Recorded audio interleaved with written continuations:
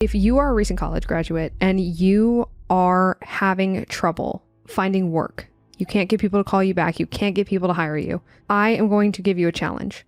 I want you to take your college degree off of your resume and apply like that and tell me if you have the same problem, because I would bet money. So if you want to remove that bias from hiring, take your college degree off your resume and apply with your skills.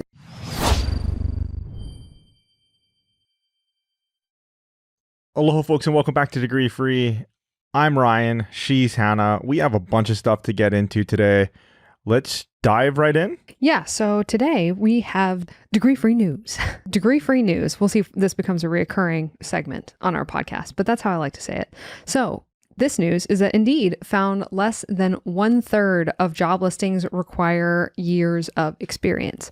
This comes to us courtesy of the fact that I cannot scroll past 4 videos on TikTok without seeing people talking about how every job that they're applying to requires 5 years of experience and a master's degree, but the data is not showing that at all. So this is actually what the article says. It's a summary of this Indeed study and the findings that they have. So Indeed job posting data shows that mentions of experience requirements in job ads have declined in recent years, likely due to a shift in employers who want to hire and grow support for skills first hiring. And this is a big buzzword right now, right? The skills first, skills based. And really what it just means is hire people that you can teach how to do things.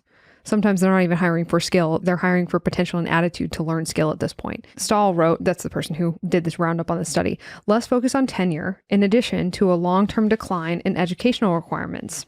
Degree requirements may give job seekers with the right skills a chance to pursue opportunities that may have previously been closed to them. But what I see with this is actually not even just with the right skills, but with the right attitude and the right potential. And that's something I'm seeing in the launch program, which I'll get into later in this episode. In addition to this decline in requirements for experience, employers are also, when they do require it, are reducing the amount of years required to be more realistic. So since April 2023, the share of job postings that didn't include any requirements or explicitly asked for applicants with no experience rose from 60 to 70%. But just to give context, that means that even last year, it was still more than half. So some job postings will still ask for a certain type of experience. So if you're a nurse or something like that, they're still going to want you to have experience, obviously. But now they are saying preferred, and they're also reducing the amount of years that they are quoting because it's tough out there. So this article attributes a lot of different factors, but the main thing is a tough labor market for employers. Even though a lot of people don't think that it is, it actually is hard to find people that are good to hire, and employers are saying that. It's so interesting to watch the disconnect between these college grads saying no one's hiring them and employers saying no one that's applying are good applicants. And I believe that it's because of a giant disconnect in expectations. And I guess this is hard because you want people to talk, and it's good to see people's perspective and share about what's going on. But when I see these videos of people on TikTok complaining, specifically of college graduates, multiple degrees, this is the criteria. I've seen like 6 of these videos gone super viral, and they're just complaining. And sometimes they talk about the specific company, and always when you listen to the full story, sometimes it'll be like a 10-minute long story. And I listen because I want to hear what's going on, what they're doing, and then what reaction that's getting as they're applying for jobs.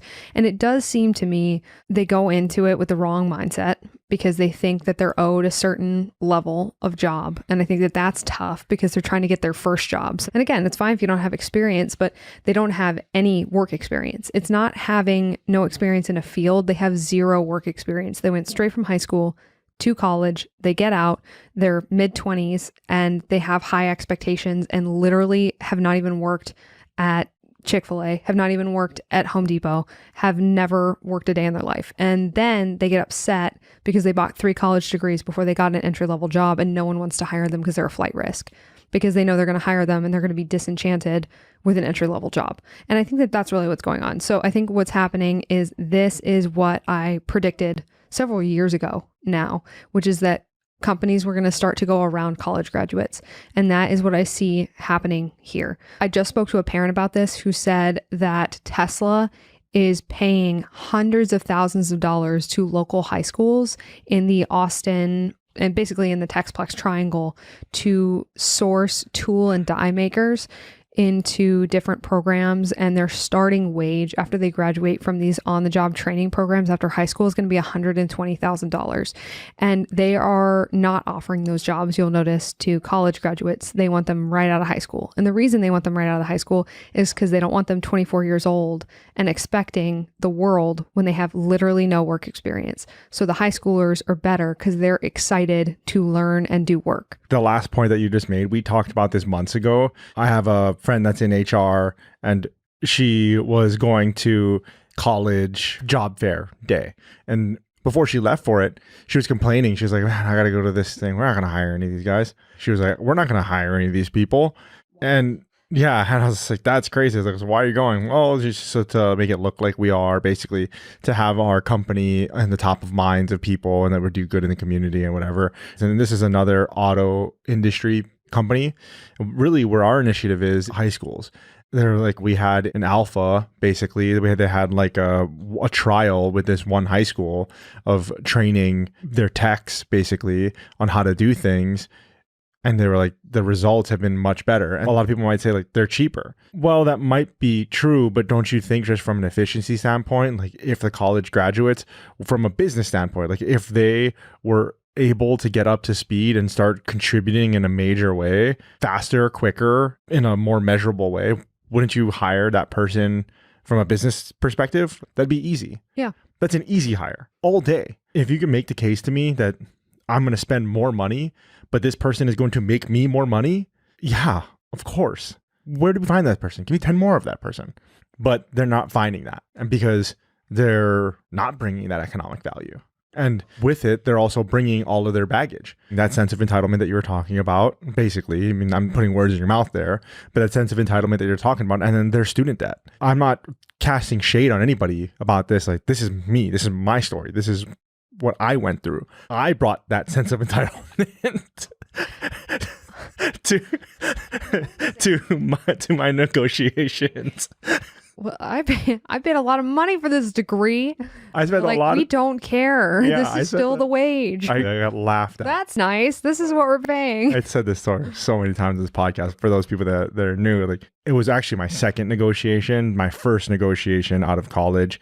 I just took the job because I just needed a job. That's where I was on my journey. I was working as a bartender at night, and then I was like, okay, well, this job is paying really, really crappy, but it's my foot in the door. And I was like, I got to do what I got to do.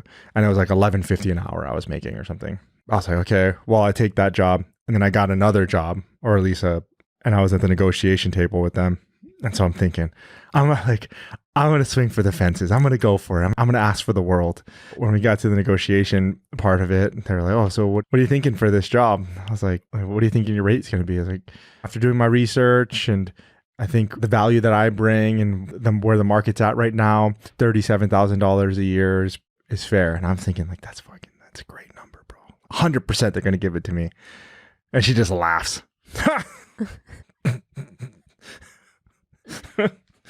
I can't. Okay.